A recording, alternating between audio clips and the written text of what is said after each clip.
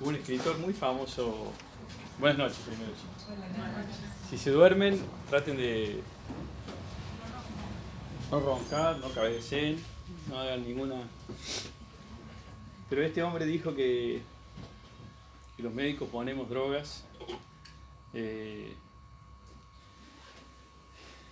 conocemos poco, a enfermedades que conocemos menos y en pacientes que no conocemos nada. 1600, o sea que ya estaba un adelantado. Y en la insuficiencia cardíaca, fíjense, esto es un poco de papirología. La papirología, el papiro de Evers,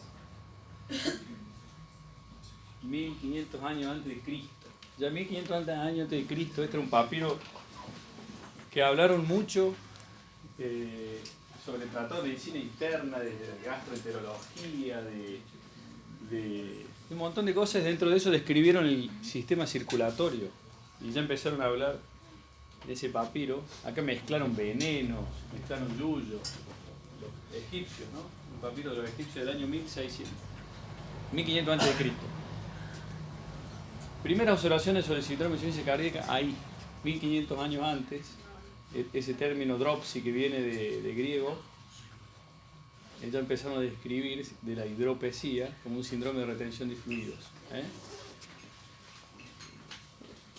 Fíjense, desde ese papiro de 1500 hasta el año más o menos 40, 1940 que se describe la furosemida, no cambió nada.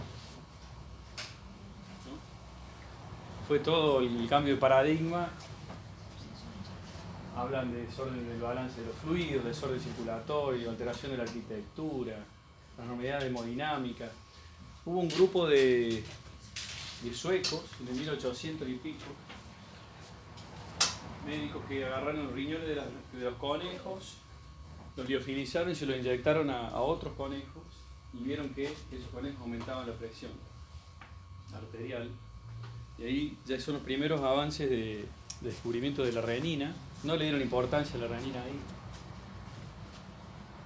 En 1920 Brown y Menéndez ahí describen, hacen el primer trabajo, son argentinos que hablan del sistema renina-angiotensina-aldosterona. 1940 la furosemida, pero recién en los 70 el eje renina-angiotensina-aldosterona y demás empieza a describirse y a tratarse y a buscar cómo modificarlo ese eje. La hipertrofia maladaptativa, la genómica, la epigenética. ¿Qué es la epigenética? ¿Qué es lo que se está buscando ahora? Es la manifestación fenotípica de la misma enfermedad. ¿La misma enfermedad cuál sería? ¿Qué es la insuficiencia cardíaca? Fracción de eyección de menos de...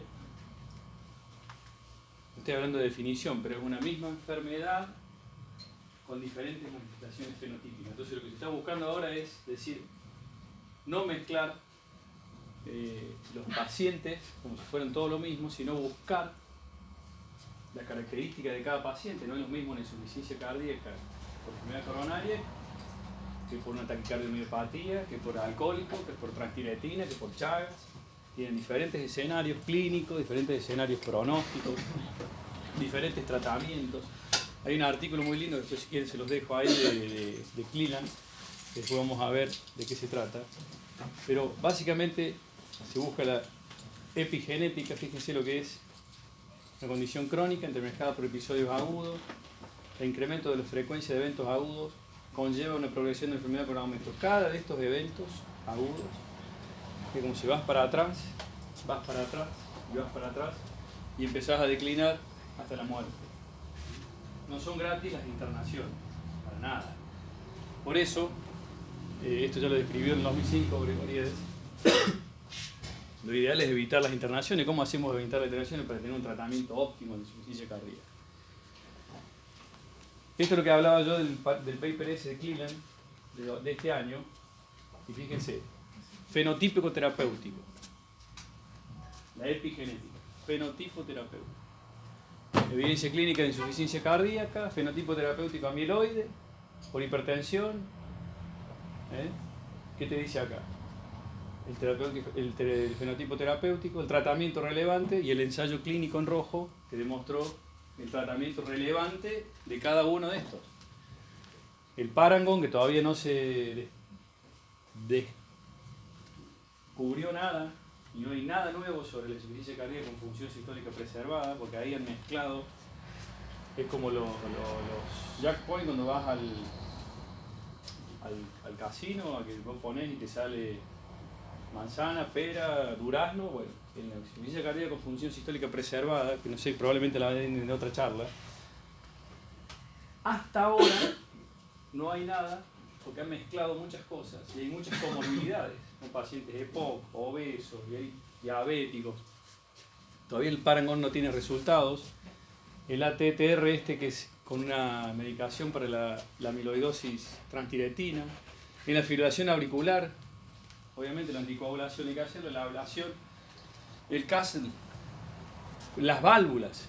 Fíjense, si hay una manifestación de pacientes epigenéticamente,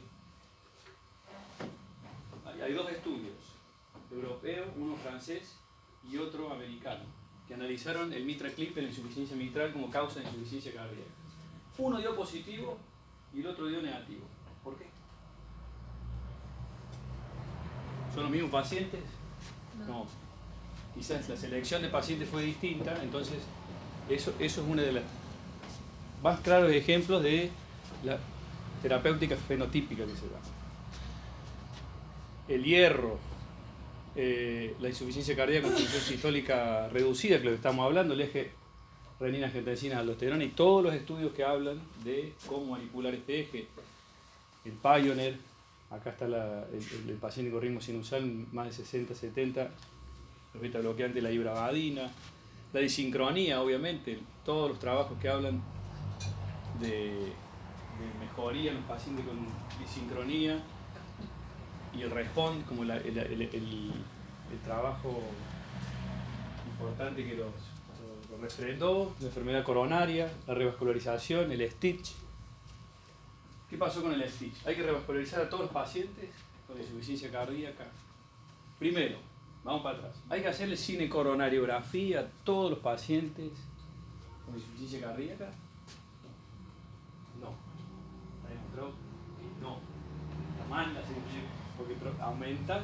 Es más, si tienen isquemia, ¿habría que hacerle cinecoronariografía a todos los que tienen isquemia? ¿Sí o no? No, tampoco. En muchos centros estamos acostumbrados que cinecoronariografía.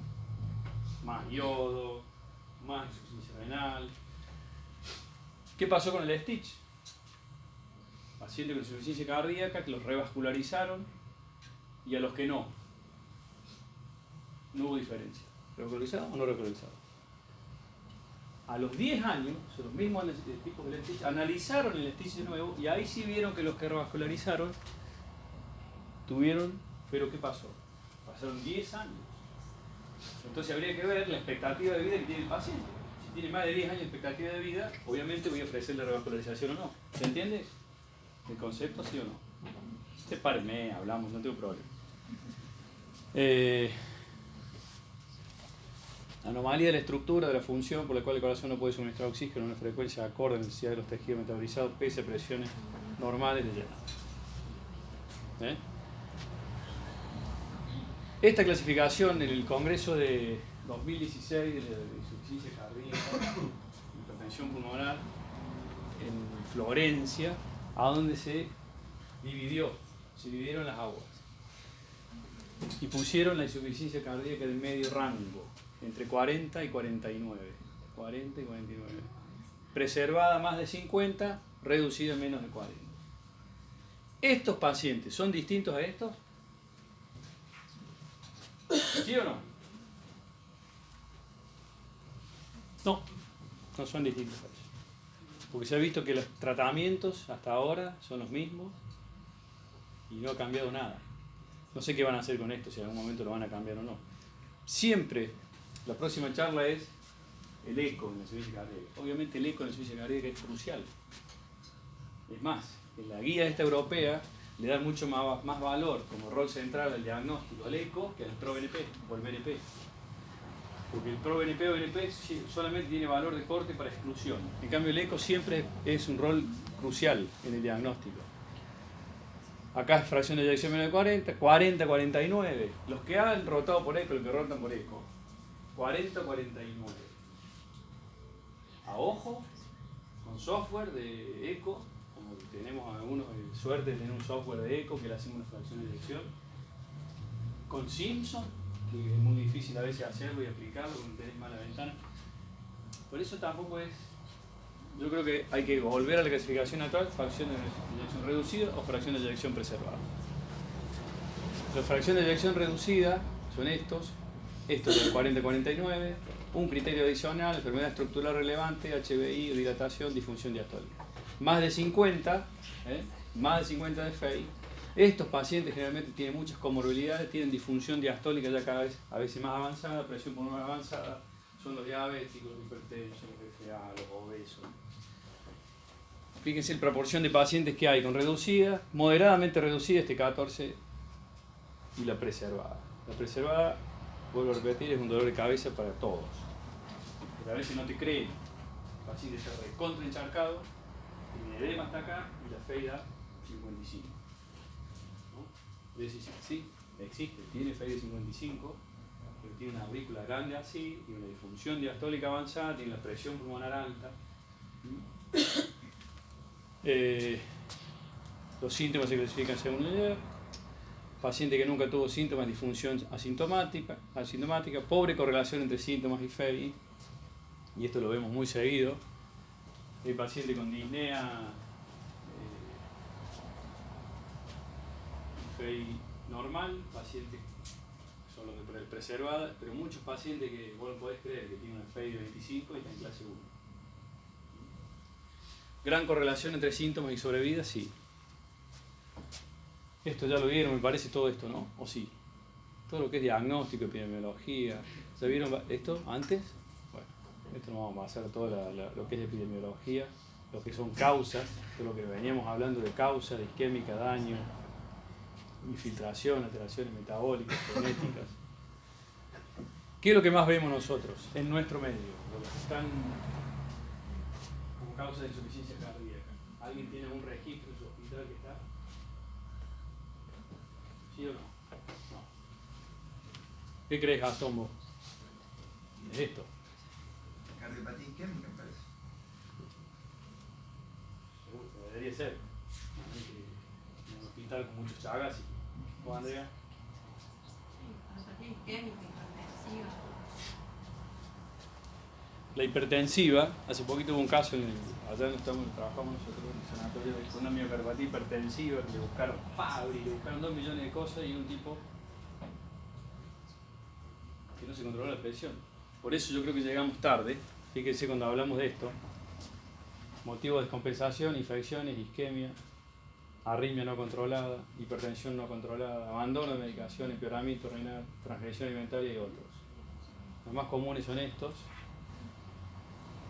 Vamos a ver de la A, la B y C de cada una de las cosas. Esto ya lo han visto, la fisiopatología, sistema renino, angiotensina, aldosterona, cómo hay que estimular cada uno de estos. Yo le voy a dejar una pregunta al final. ¿Para qué sirve este sistema renino, angiotensina, aldosterona tan rudimentario y que anda mal? ¿Para qué sirve?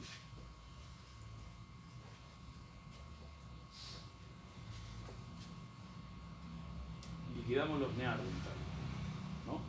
Nos paramos, inventamos la rueda, el fuego, ¿sí? Reproducimos, vemos la luna, todo, y tenemos un sistema de esto que es rudimentario. Muchos se preguntan esto. Ustedes busquen el goldfish, que es un pescado antiguo de neandertal, y el camelo. ¿Qué sistema renina y angiotensina tiene? Búsquenlo. Es una pregunta. Es distinto a los otros sistemas, se adaptaron distinto. Por eso ahora no se habla más de homeostasis, que es lo que nos educaron a nosotros en todas, sino de la alóstasis. ¿Qué es la alóstasis? Cómo se adapta al medio ambiente y cómo se adapta cada uno a cada uno de los problemas. El medio ambiente, eso es lo que se viene. ¿Qué se viene? La epigenética, el fenotipo de tratamiento y la alóstasis. ¿Cómo adaptas este sistema? Porque este sistema se viene estudiando años y años y años. Fue lo único que se mejoró un poco la sobrevida de estos pacientes al actuar sobre este sistema. Son preguntas que yo me hago y cosas raras que vos vas leyendo y escuchando y decís, ¿las coronarias están bien hechas? No están bien hechas. Porque son unas arterias milimétricas que irrigan el principal músculo del corazón, el principal motor del cuerpo. Tiene que ser un poco más grande que está en medio. ¿Sí o no? Está mal hecha. Bueno, el diagnóstico ya lo vieron, reducida, alteraciones comunes del electro, alteraciones de radiografía, alteraciones analíticas. Los biomarcadores, se les sigue dando importancia. Todos pedimos ProBNP, sí, nosotros tenemos suerte de que le podemos hacer ProBNP. Pero el ProBNP, para que sepan, no se lo cubre nadie. A menos que esté internado en alguna obra social. Y muchos pacientes no lo pueden pagar. Y no cambió nada con el ProBNP. Ya le vamos a ver por qué hasta ahora, ¿no? Todavía hay estudios dando vueltas, pero en todas las guías, pero más en la americana, le siguen dando manija al ProBNP. En cada uno de los escenarios. Estadio A, B, C, D, en la prevención, en el diagnóstico, en el pronóstico. Los ponen como... Buscaron también como biomarcador el CA126 del cáncer de colon. Pero fíjense, el GUIDE-IT, esto es nuevo, este es del artículo. La utilidad de falla en demostrar beneficio. Falló en demostrar beneficio. Las presiones pulmonares, como beneficio de monitoreo, como biomarcador, no biomarcador sería, pero tener un SWAM puesto, medir presiones pulmonares, es un estudio que ha cerrado no hace mucho el Champion, y hay otro más para demostrar si las presiones pulmonares sí pueden servir como monitoreo. ¿Se cree que sí? Pedimos ProBNP para monitorear si la insuficiencia cardíaca mejora o no. Los que defienden el ProBNP y hablan mucho de ProBNP me van a matar. Pero bueno, yo hago más eco y defiendo más bien.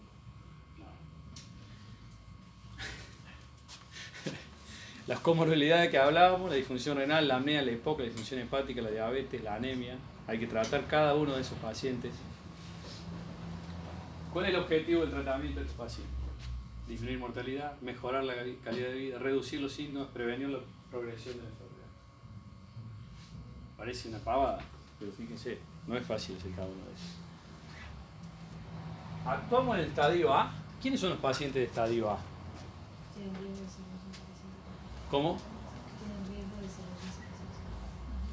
¿Actuamos ahí? La prevención, los que hacen prevención se haría. Parece que le estamos errando. Ahí y acá. La hipertrofia, que ustedes leen eco y dicen, ¿cuántos ecos de hipertrofia ventrículo izquierdo? Pero mucha gente no da hipertrofia. Está la ventrícula izquierda grande. No le dan importancia a la aurícula de hipertrofia, que son daños estructurales de estadio B, sin síntomas. Entonces, si empezamos a actuar en el estadio A y B, probablemente tenemos mucho menos pacientes de insuficiencia cardíaca. Que cuando uno lee los tipos que hablan de costos en salud, la insuficiencia cardíaca probablemente sea una de las que más millones y millones de dólares se gasta en el mundo. Por internaciones, reinternaciones, internaciones, reinternaciones. Fíjense, reducir los factores de riesgo, educación familiar, tratar la hipertensión, la diabetes, la dislipemia, todo el estadio B, podemos usar ahí inhibidores de la ECA, beta bloqueantes. Y si ya pasamos en el estadio C, ya empezamos a hablar de otras cosas, más medicación, más restricción, y ya empezamos con todas las terapias que hay que actuar en cada uno de los estadios.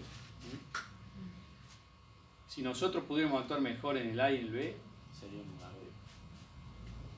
Tendríamos mucho menos pacientes que evolucionan en insuficiencia cardíaca. Los que más hay, los hipertensos, 30% de la población es hipertensa. Y el otro día nos preguntamos en ese paciente cómo llegó a una miocardiopatía dilatada hipertensiva un tipo joven. Y probablemente porque nunca tuvo síntomas y estuvo con 180, 100 toda la vida. Dilató el ventrículo de una forma que así lo vimos muy avanzado. Las medidas generales. Restricción de sal. Hay estudios que demostraron que si se restringe mucho la sal, ¿qué puede pasar? Se presión al volumen, hay hipoperfusión renal, por eso es 2 a 3 gramos día independiente de la FeI, no es cero sal. No es cero sal. Se mueren más los pacientes con cero sal, más hiponatremia. Menos 2 gramos por día pacientes ya con insuficiencia cardíaca severa y restricción hídrica, menos 2 litros por día en pacientes con hiponatremia o con retención hídrica. Actividad física, rehabilitación cardiovascular, como medida general. ¿Ha demostrado beneficio? ¿Sí o no? Sí.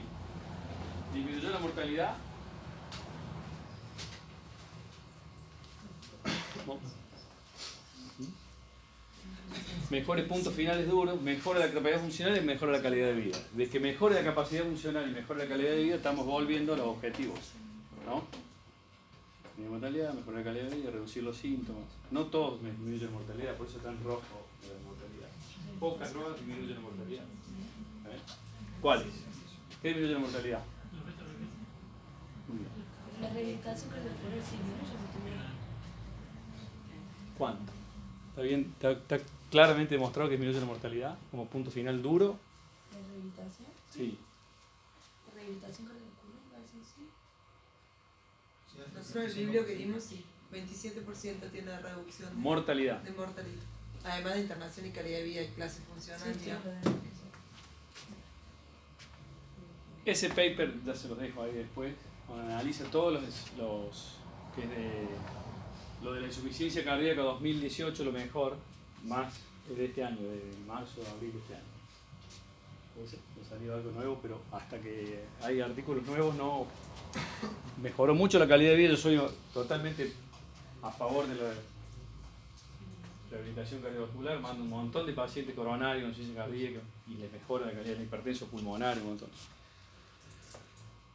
Abandono del labio tabaco, control de la presión, de la diabetes, vacunación para neumococo, influenza, evitar AINES, temperaturas extremas, esfuerzo físico. Los programas de manejo de insuficiencia cardíaca aumentan la adherencia y disminuyen las internaciones. Sí, hay muchos lugares que hay programas de adherencia, programas de seguimiento, el telemonitoreo, que se llama, que te llaman al paciente, que cada 15 días, cada una semana, estás tomando esto, no aumentó de peso, no aumentó de peso, cuánto sal estás comiendo. Eso es. No sé si en Córdoba hay algún programa de telemonitoreo de ICE, no sé. Nosotros no tenemos. Hay muchas facilidades de organizar los grupos de válvulas, organizar el grupo de TAVI, de HERTIN, de... No es fácil organizar un grupo de insuficiencia cardíaca. Un grupo de médicos de seguimiento y gente que esté dispuesta a seguir a estos pacientes y a hablarles y monitorizarlos. Esto es del telemonitoreo.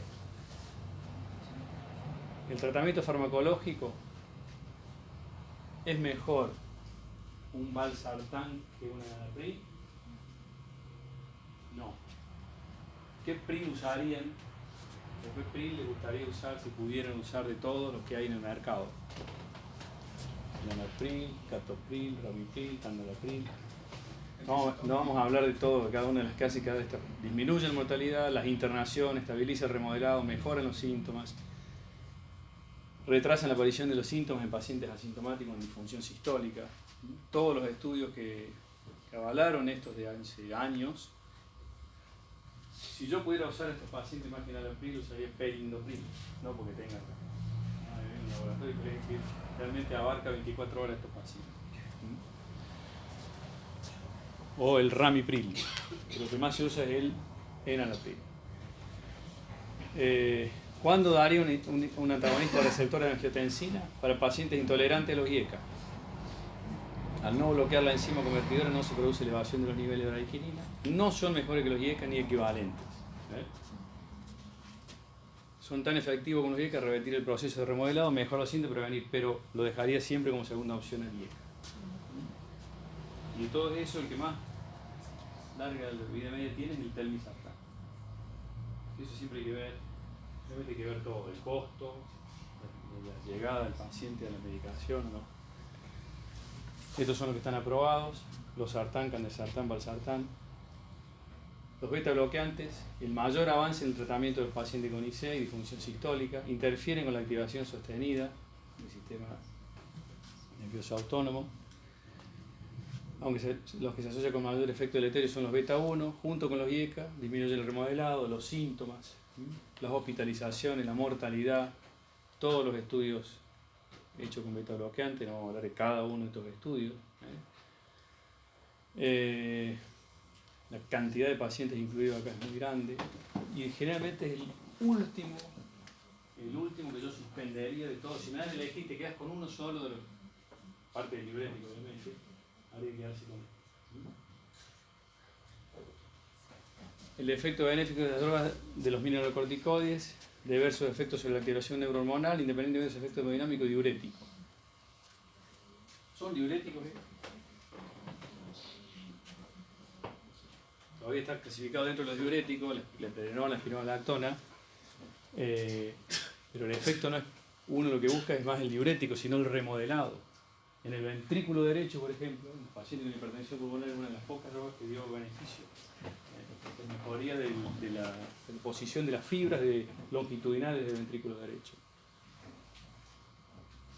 La eplerenol post-YAM y fracción de eyección baja para reducir mortalidad, en clase funcional 2 para reducir mortalidad y la espiro en clase 3-4.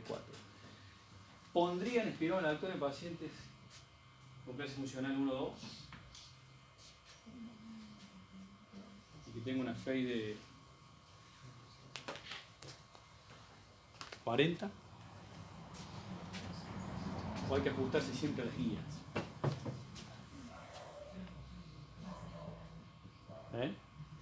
Hay muchas cosas que están tajantes por guía, pero si sabemos el beneficio que tiene esta medicación, ¿por qué voy a esperar a que tenga una clase 3 o 4? ¿No? El Rales, el Efesus, los estudios demostraron esto, el énfasis. ¿Qué es lo que más damos? Yo, por ejemplo, lo que más se da es espironolactona 25 miligramos. Es lo que más hay y siempre hay que ver el precio. Recomendaciones 1A, estas tres. IECA combinado con un beta bloqueante, pacientes sintomáticos, con IC con reducida, con fracción reducida para reducir el riesgo de hospitalización, IC y muerte. Bloqueador beta combinado con IECA para pacientes de fracción sintomática, estable, para reducir el riesgo de hospitalización y muerte. A los pacientes con IC a pesar de tratamiento con un IECA y un bloqueador beta y reducir el riesgo. Son todas las clases 1A de esos pacientes, de los mineralocorticoides, beta bloqueantes y IECA. Es lo mismo que estamos viendo acá, hasta que apareció, lo presentaron en el Paradigm en ese congreso del 2016, que es el sacubitrilo valsartán, 2 drogas en una sola molécula, inhibidores de nefrilesina. ¿Cuál es la experiencia de esto? Hasta ahora, bastante, ha ido aumentando la experiencia en esta medicación.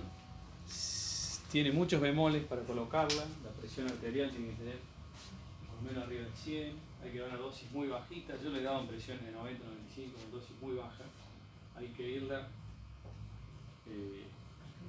aumentando de a poquito.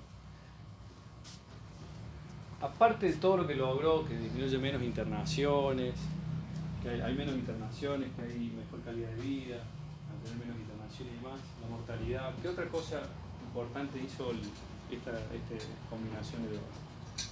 Como endpoint fuerte. Disminuyó la muerte súbita. Es uno de los que más disminuyó la muerte súbita. Muerte por enfermedad cardiovascular, el LSZ más el APRIL, hospitalización, muerte por otras causas. Esta fue la guía esa que lo recomendó, clase 1B. Yo creo que hay varios estudios en marcha para ponerlo en otros tipos de pacientes. Lo que más usamos que es esto, los diuréticos de ASA. ¿Hay que usar a pasto los diuréticos, sí o no? ¿Hasta cuándo damos diuréticos? ¿Usamos diurético continuo? Los pacientes crónicos que están estables, que están ¿Qué es la mayoría de las dosis, los pacientes que dosis llevan? 40, 80, 120, 160. ¿Hasta cuándo es la dosis máxima de diurético? De furo. Doctora. Depende. ¿La dosis tóxica cuál es? 200. ¿No? 200 y 100 de espiro. Que 100 de espiro realmente no tiene sentido. Son 200 miligramos de furo. El furo viene de 40. ¿Qué pasa con si me excedo con esas dosis de furosemida? ¿Cuál es la reacción adversa más común? El oído, la hipopotasemia, puede ser insuficiencia renal. ¿Cuál es uno de los peores escenarios? Que nos puede llegar un paciente coronario, a veces los presenta. Un paciente de 80 años, 2 vasos, FEI de 30, EPOC, 2 vasos, FEI de 30, EPOC, clase 3. ¿Pero debe tener clase 3 o tener clase 4? A veces pones 3/4. ¿Es lo mismo? No. No es lo mismo tener una pierna que tener 2. ¿No? Es lo mismo, clase 4 está boqueando, clase 3 todavía no está boqueando. 2 vasos no revascularizados, la miocardiopatía isquémico anecdótica, con 2 vasos que no pueden ser revascularizados. EPOC, edema entre miembros hasta las rodillas, yugulares,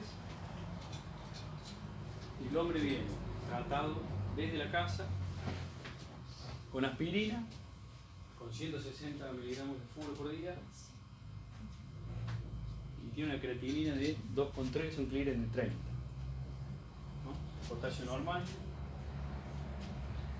frecuencia cardíaca de 100, 95, 100, tensión arterial 160. Ese es el escenario.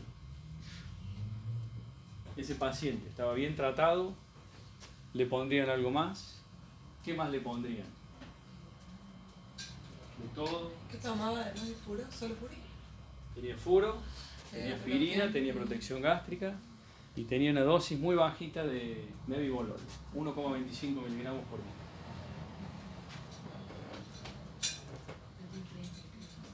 Y es una EPOC moderada. ¿Qué le agregaría? Le pondría metoprolol, que es un cardiosensitivo. Le bajás la furo, ver cómo responde la presión para ver si tiene margen para agregarle muñeca. ¿Y cuál es FEI? La espiroquetina. Pero esa es su función renal crónica. Es una... O sea, es su creativa basal, digamos, con potasio normal. Es para discutir esto, para hablar un poco. Es hipotético, pero que me ha pasado. Está congestivo ahora, ¿no? Está congestivo. O sea que Se primero internó. tenemos que hacer balance negativo para poder... Lo estamos internando para compensarlo. Para poder iniciar... Pensé que qué medicación cambiaría para la casa. No, lo estamos internando, lo vamos a compensar primero. Primero ponemos le compensemos. O saquemos un poquito que pero ¿cómo lo vamos a compensar? Hacemos furo endovenosa, le pondrían algún vasodilatador con esa tensión. Sí. ¿Sí o no? La NTG a baja dosis. ¿Qué logra la NTG a baja dosis en un paciente por más que tenga 100 de presión? Vasodilata, mejora la poscarga, baja la resistencia. Muchas veces mejora el gasto, sube la presión. ¿Está? Bien. Le hacemos furo endovenosa continua. Un día, el paciente mejora.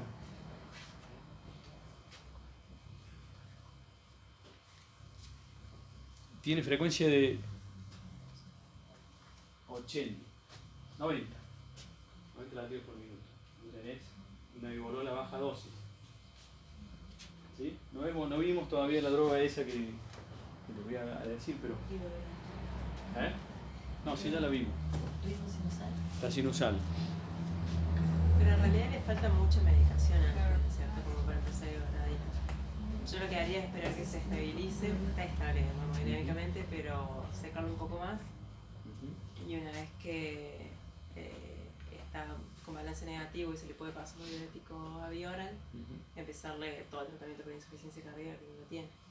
El Clean es de 30, ¿no? Creatinina 2,3. Totalmente congestiva, no sabemos la creatinina basal. Lo descongestionaste y la creatinina está en 2,2. No cambió nada. Yo te di 35. Lo desencharcaste. ¿Cuánto hay Le que podríamos aumentar la 80. 80.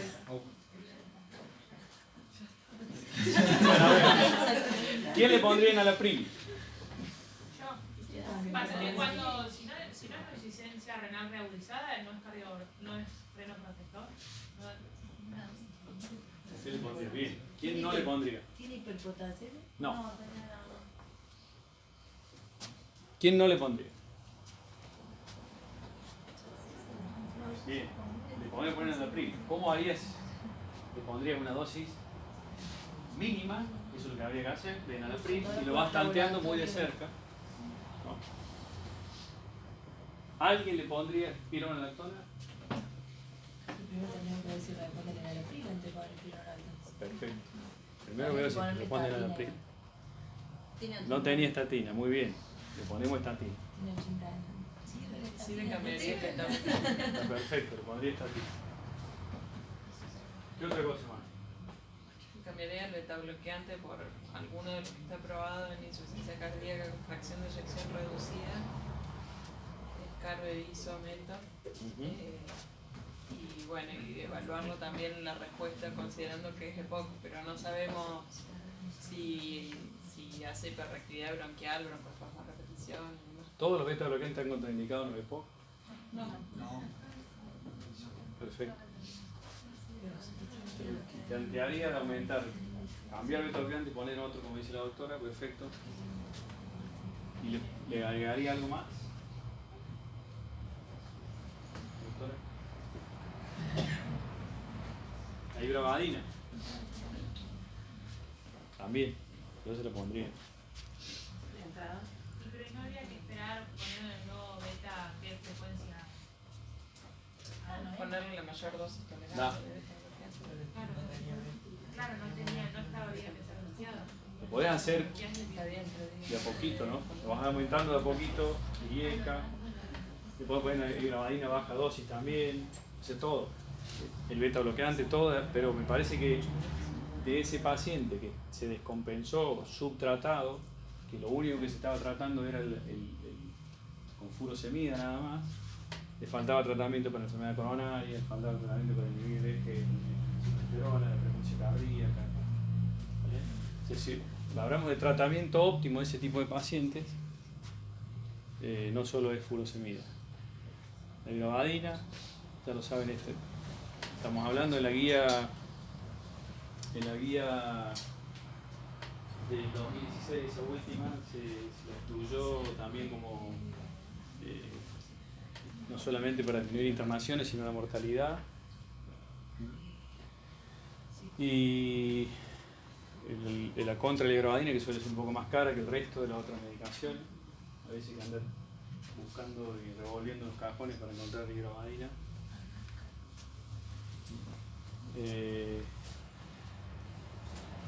Fíjense de todo lo que venimos hablando.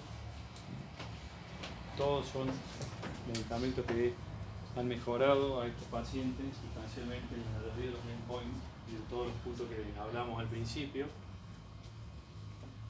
La guía, paciente con insuficiencia cardíaca, función reducida sintomática, IECA, beta bloqueante, sigue sintomático, menos FACE, ¿sí? Inhibidor de la mineralocorticoides, que es lo que decíamos recién, vamos esperando lo que estábamos hablando recién. Aumenta esta dosis máxima basada en la evidencia, si sigue sintomático y tiene menos de 35 de FACE, no tolera un IECA, sustituirlo. Ritmo sinusal con RS más de 130. Evalúa necesidad de terapia de resincronización. Ritmo sinusal más de 70 y hidrobadina. ¿Qué podemos hacer de todo esto? En nuestro medio, la mayoría de las cosas las podemos hacer por suerte. Yo he visto cosas muy... Esta es la clase 1 y la clase 2 de cada uno de estos intervenciones que tenemos. Hace poquito salió un artículo hablando de la dioxina en American Heart del mes pasado, que el artículo decía como que el miedo que se le tiene a la dioxina y la discontinuidad. ¿Por qué se descontinúa la dioxina a pesar de que a muchos de estos pacientes les mejora la calidad de vida porque disminuye la cantidad de reinternaciones que tienen? No toca la mortalidad, eso que dijo el estudio DIC del año 96, pero sí mejora. Muy lindo, después le pegan a la gente que sacó el artículo, porque hicieron todo un metaanálisis de la cantidad de pacientes que se discontinuaban la dioxina y se reinternaban. Básicamente era ese la. ¿Hay poca dioxina puesta? Sí. Hay poca dioxina puesta. ¿Por qué? Sí, pues, un tema es fallo renal, ¿no? Es una droga que puede llegar a ser tóxica, digamos, pequeña. Sí, hay que monitorizarla de otra forma. La dioxinemia a veces son caras. ¿Qué otras cosas pueden favorecer la intoxicación con dioxina? O dar arritmias. Pacientes hipóxicos, hipotasémicos, fallo renal. Pero si uno la tiene monitorizada, hay muchos pacientes. En la época mía, yo soy más viejo, había mucha dioxina. Pues. Tampoco vi tantas intoxicaciones con dioxina, tantas arritmias ventriculares. Puede considerarse paciente con insuficiencia cardíaca con su disfunción sistólica en tratamiento óptimo para el sintomático. La FA, la hidralacina y los nitratos. Yo no he hecho mucho hidralacina, no hay en el mercado. Tampoco nitratos se están usando, los bloqueantes cálcicos no. Fuera los bloqueantes cálcicos de todo esto. No hubo diferencia ni con la AMLO ni con la felodipina y los otros son inotrópicos negativos. Estatinas, lo que decía la doctora recién, 2 grandes ensayos. Descartaron el beneficio de estatina, dice, de causa isquémica y no isquémica. Pero la mayoría tiene estatina, paciente. El empleo de la etiología isquémica se define de acuerdo al riesgo coronario y el riesgo vascular. ¿Está bien? Sí. Una atorvastatina, una rosa, no le vamos a negar nada. Los antiarrítmicos. Inotrópico negativo y proarrítmico incrementa la mortalidad de los clase 1, los clase 2. Obviamente mucha evidencia favorable a los beta bloqueantes. La clase 3, elevada eficacia antiarrítmica en la medarona, bajo efecto proarrítmico, sin acción inotrópica negativa importante. Sin diferencia entre placebo y amiodarona en ese estudio de la muerte súbita. Indicada en TB sostenida, sintomático recurrente, además del CDI y NFA paroxístico para el mantenimiento de ritmo sinusal. Hay muchos pacientes con amiodarona. Demasiado para mi gusto. Han pedido el respeto a la amiodarona también. Y los clase 4 son inotrópicos negativos. Volvemos a este fenotipo terapéutico y cada uno de estos pacientes habría que individualizarlos y tratarlos como debe ser a cada uno de acuerdo a la evidencia que hay en cada uno de esos. La medicina personalizada, realizar una intervención justa, una dosis justa, en el paciente justo, en el tiempo justo, eso es lo que deberíamos hacer en cada uno de estos pacientes, ¿no? Bueno, eso es lo que termina diciendo el artículo. Se necesitaría buenos médicos, buena medicina, cuidado de salud, bueno, estamos en Argentina. Terapia de resincronización cardíaca, han visto mucha resincronización. ¿Sabe de cuándo en la época mía, años 90 y pico, yo hice la residencia, había miocardiopatía secundarias a marcapaso. Hubo también, son de mi época. No, un poco más chico. Miocardiopatía secundarias a marcapaso, por la estimulación del ápice del ventrículo derecho, generaba la disincronía, bueno. Pero hace no sé cuántos años vienen investigando cómo hacer sincronizar esto y cada vez se va perfeccionando más, cada vez se está poniendo más, pero básicamente pacientes menos de 30, QRS ancho, andan bárbaro. Clase funcional 3, diámetro diastólico anterior menos de 75, insuficiencia mitral, ritmo sinusal. son posibles, desfavorables, y los posibles están en el medio, ¿no? Esta es la situación óptima, lo desfavorable es correrse angosto, clase 1, que no tengan el mitral, que tenga más de 75 diámetros de diastólico, que estén en FA, que haya mucha carga fibrótica, esos pacientes no responden. Todos los trabajos que dieron a favor, desde hasta el KRF, de resincronización cardíaca, y probablemente, yo creo que se va a empezar a resincronizar el ventrículo derecho, la rama derecha, ahí hace poco veía una charla de estimulación hisiana, hay un montón, los electricistas de la cardiología han avanzado muchísimo en esto, y cuando estos pacientes responden, después si lo encuentro el caso ahí se lo muestro, una paciente que era vecina mía, una señora con dilatada idiopática, con rama izquierda, de clase 3, 4, internarse muy seguido, FEI de 25 a FEI de 60 a 55 en 3-6 meses antes del año y no internarse nunca más. ¿Cuál es el inotrópico ideal? Nunca. Exactamente, reemplaza los inotrópicos. Todas las recomendaciones de la terapia de resonancia cardíaca en las guías. Obviamente esto tampoco me voy a poner a hablar yo de electricidad, pero hay pacientes, debe haber charlas de después de muerte biológica, ¿no? Sí, pero bueno. Estos son trabajos que han salido los de cardiofibrilador antes que los de resincro. Probablemente si se hubieran hecho juntos todos estos trabajos, ahora nos vas a juntar de nuevo pacientes para terapia de CDI y vas a juntar de nuevo, pero si esos trabajos se hubieran hecho juntos sería otra la historia probablemente, ¿no?